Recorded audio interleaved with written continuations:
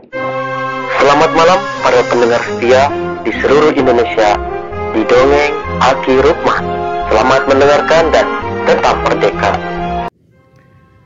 Assalamualaikum warahmatullahi wabarakatuh. Bismillahirrahmanirrahim.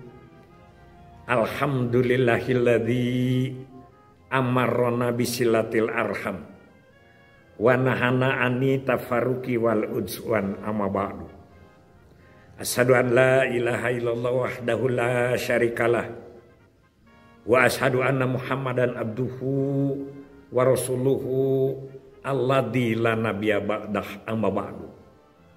Bapak, Ibu, kawan-kawan serta anak cucu Aki dimanapun menyimak dongeng ini, selamat malam and sampurasun.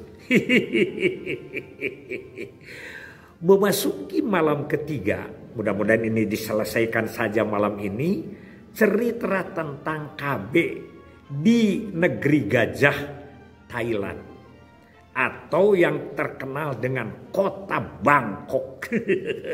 Jamu Bangkok, durian Bangkok, dan segalanya Bangkok. Termasuk sekarang kita juga ikut kejuaraan sepak bola Asia, tapi juga Bangkok masuk juga ke sana. Mudah-mudahan berhasil. Di hari ketiga ini Aki akan cerita bahwa si Mechai ini tidak berhenti berinovasi. Selain pemerintah mendukung dengan segala macam kontrasepsinya, maka dia juga tetap berinovasi bagaimana pola pembinaan peserta KB. Salah satunya seperti Aki kemarin ceritakan bahwa kondom itu hanya untuk mengingatkan KB.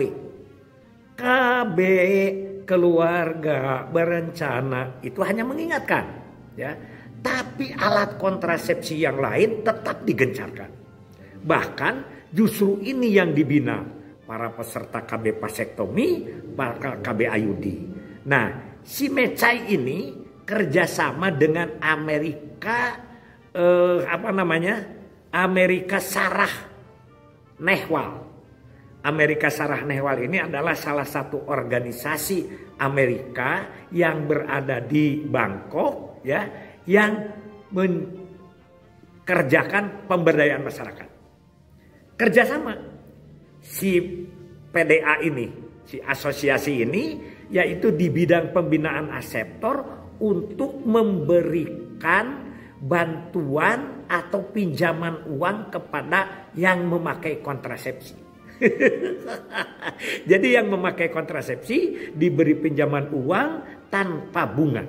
Nah, jadi ini kan pembinaan dan menarik ini, ya, menarik sekali. Kemudian bagi mereka yang sudah tidak mempergunakan lagi kontrasepsi, tidak ditagih secara sekaligus, tetap dia harus nyicil sampai kapan dia itu selesai kreditnya, namun dia tidak diberi lagi pinjaman. Itu kerjasamanya antara si Mechai ini, si PDA ini dengan si Amerika Sarah Nehwal begitu. Gini lah, salah-salah dikit namanya mah kita nggak terlalu penting ya itu. Yang penting itu cara kreditnya. Ini melalui pembinaan. Nah, dulu kita ingat bahwa pembinaan peserta KB itu diberi kelinci, diberi ini. Ini juga ada. Ada apa? Yaitu ada kerjasama dia dengan Jerman, Chile, ya. Jadi dia itu kerjasamanya tidak dengan orang-orang yang dekat, tapi dengan Jerman, dengan di Eropa. Dia mengadakan bank pertanian. Jadi ada bank babi, ya, ada bank kerbau, ada bank padi. Itu adalah khusus untuk para peserta KB. Ya gitu. Jadi mungkin peserta KB-nya diberi babi untuk dipelihara. Ya di sana kan agamanya Buddha. Ada kerbau, ada padi. Dan yang namanya pertanian di Bangkok itu adalah nomor wahid. Jadi waktu Aki ke sana pernah Aki diundang ya untuk melihat presiden atau raja Thailand itu nyaplak menggariskan itu kan untuk menanam padi caplak lah kalau di kita mah. Itu turun ke sawah. Sampai begitu. Di kita itu kan dulu Pak Harto jago dengan pertanian. Belum pernah kedengaran sampai turun ke sawah. Tapi Pak Harto itu tahu bagaimana memelihara sapi. Bagaimana cara menanam padi dan lain sebagainya. Ini mengadakan pembinaan-pembinaan seperti itu. Ya. Nah dan banyak lagi si Mecai ini ya. Uang kepada aseptor, segala macam. PDA itu dengan bank-bank di luar negeri ya. Dan satu lagi program yang bagus adalah memberikan air bersih kepada peserta KB. Air bersih ini dengan segalanya. Jadi ada air bersihnya, ada botol-botol untuk penampungannya, ada WC-nya, ada toiletnya, sampai kepada bak-bak penampungan itu dibikinkan. Luar biasa ini. Ya, si Mecai ini.